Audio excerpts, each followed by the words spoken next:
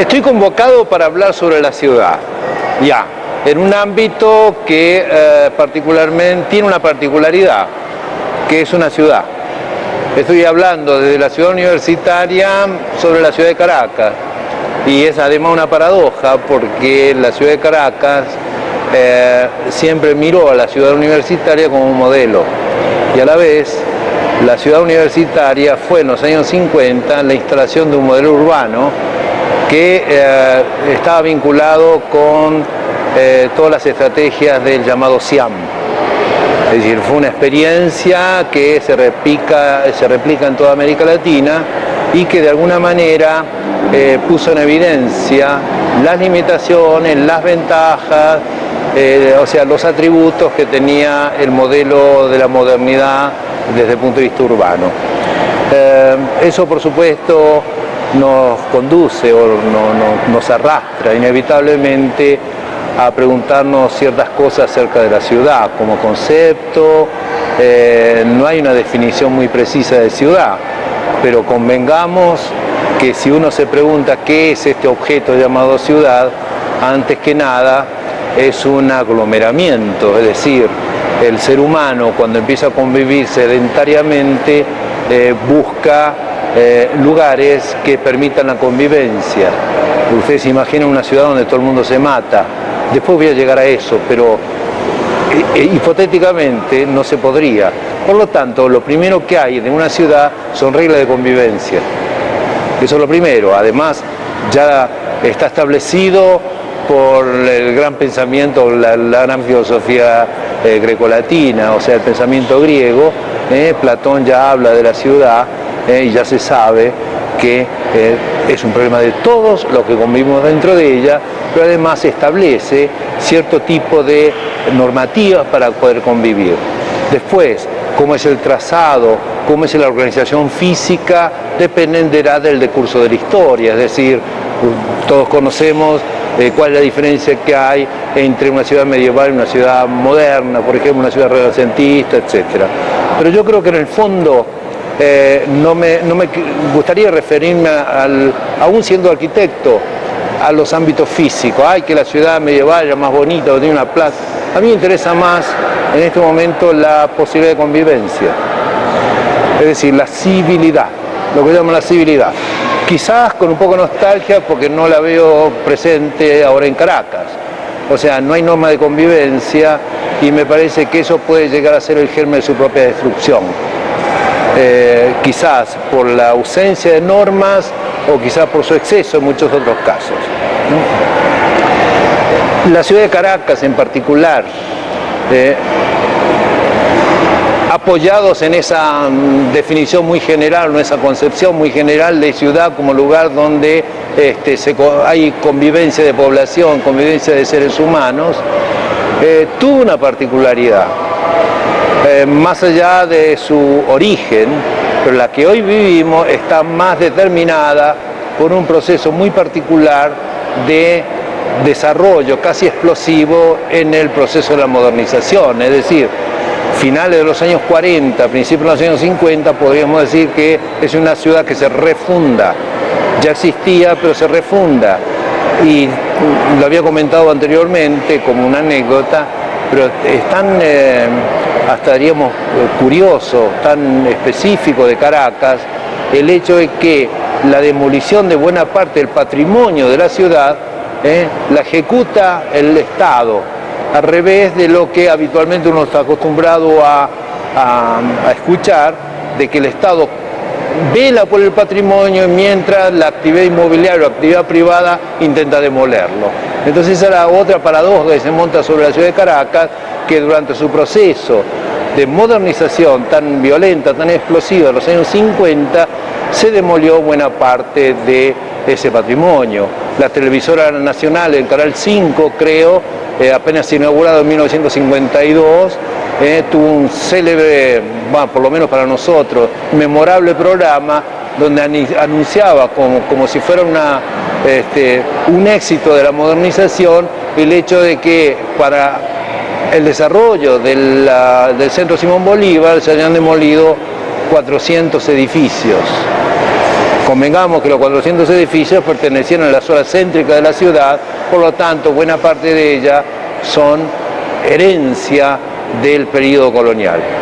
Más allá de lo que es muy conocido, de que el crecimiento de la avenida Urdaneta, o la apertura, el ensanche de la ciudad en la avenida Urdaneta, ha provocado también la demolición de Colegio Chávez, que era una de las grandes piezas de la arquitectura colonial venezolana, y en la avenida Bolívar, como quedó hasta diríamos un poco amputado el teatro municipal, y cómo se ha demolido el Hotel Majestic, más allá de que no haya sido una pieza de gran valor, pero pertenecía un poco era pertenencia del imaginario, más allá de que haya cantado Gardel o que haya alojado Gardel ahí.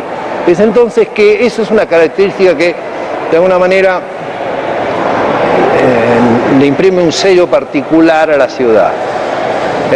No quiero referirme tanto a una antropología del petróleo, pero sí está vinculado este crecimiento de la ciudad a un no mirar para atrás, un mirar siempre quizá para el presente, no tanto para el futuro, sino para el presente, lo cual quiere decir entonces que es una ciudad en permanente, hasta una especie de ansiedad de modernización. Recuerdo que también en los años 50, o quizá no, un poquito más, posterior, fue en los años 60, nos visita Alejo Carpentier. Y Alejo Carpentier ubica una experiencia caraqueña en su obra La consagración de la primavera. Y él hace que yo muchas veces lo cito, porque él describe la ciudad de Caracas como una ciudad donde pareciera ser habitada por el demonio, porque todo eran máquinas que destruían las cosas, otras máquinas que construían, una máquina que inmediatamente después construido lo volvía a demoler, etc. Era una especie de vorágine y un delirio constructivo, y por supuesto, siendo una ciudad, un delirio destructivo. Y eso ha sido permanente en la historia de Caracas, o sea, es auténticamente moderna, y no por sus edificios, sino por la transitoriedad.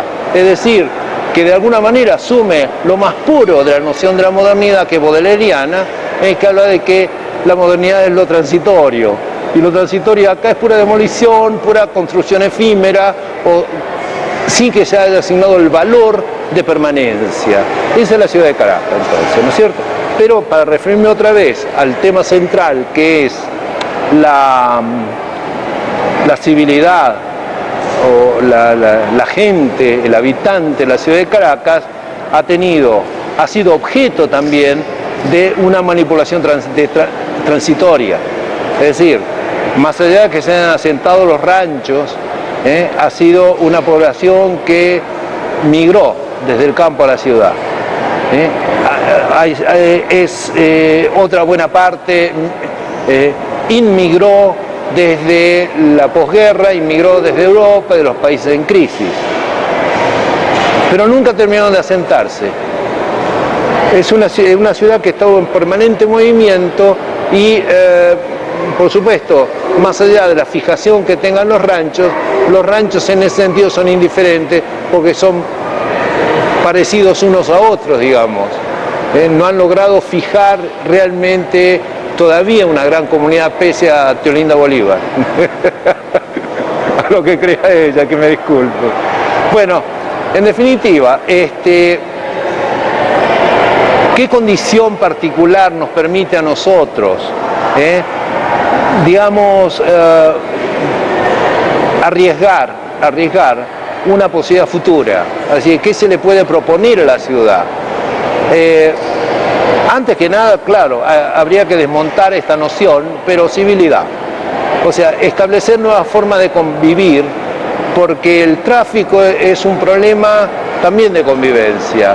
El vecindario y la seguridad es un problema de convivencia, más allá de que también sería útil tener en cuenta que el tema de la seguridad como seguridad ha sido casi un invento, en el sentido de que una de las mejores formas de control social es a través del miedo, ¿no? Yo recuerdo, o recordemos, que una de las tragedias de Eurípides es Ajax, si mal no recuerdo. Recuerdo, sí, que ya Menelao preguntaba acerca de cómo poder controlar una ciudad y él dijo simplemente instalando el temor. Y yo creo que eso está presente en toda la ideología que introduce esa dimensión de la inseguridad más allá de todas las, objetivamente, de toda la realidad que exista sobre la inseguridad, ¿cierto? Así que todo el mundo hoy en cualquier campaña política habla de la inseguridad, pero sin establecer una referencia en qué mundo vivimos y cuál es el punto de ruptura, es donde uno recién empieza a hablar de una auténtica inseguridad, porque yo creo que la inseguridad forma parte de nuestra propia naturaleza humana. Así que en ese sentido, si bien es un argumento el tema de la inseguridad, yo creo que no debería ser una de las preocupaciones centrales cuando uno dice, cuando nosotros nos queremos proponer, bueno, qué perspectiva posible puede llegar a tener Caracas. O sea, Caracas debe restablecer, creo, ciertas normas de convivencia, es decir, de civilidad, de buen trato, es decir, porque eso significa que al respetar al otro, se establece una regla de juego que permite que la ciudad sea más amable, y si la ciudad es más amable, es muy probable que las aceras sean amables, que el tráfico sea amable y que se vaya multiplicando ese factor, ¿no? Así que, claro, cuando uno plantea esto, podría ser acusado de voluntarista y de poco riguroso, porque si ahora me coloco en el papel de académico, de docente, algunas veces me sorprendo y digo, no tendría que haber dicho todo esto, tendría que haber empezado a plantear el tema de la ciudad, perdón, en términos más rigurosos, más académicos, etc. Pero creo que en la base muchas veces se descuida que también forma parte de la academia el pensamiento más profundo que está referido al origen o la explicación de por qué nosotros vivimos en la ciudad. Y no es un problema simplemente económico, porque uno puede reconstruir la historia de Weber y se encuentra con que la ciudad es el lugar de los intercambios. Es cierto, por un lado, pero el intercambio puede ser de cualquier tipo, y a mí es lo que más me interesa, ver cuál es el modo a través del cual se produce el intercambio. Y entonces ahí se establecen ciertas normas. Y yo creo que cuando uno habla de normas de urbanidad, está hablando de civilidad. Así que en ese sentido me parece que el tema central que hay que abordar en la ciudad es el tema de la civilidad. Ya.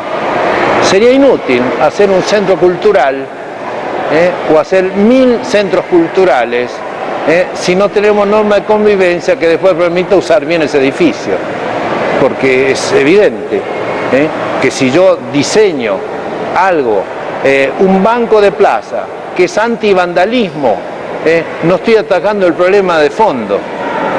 Entonces tengo que empezar a resolver el problema del vandalismo, que ciertos sectores de la población canalizan su propia violencia o una violencia determinada destruyendo un bien público, por ejemplo.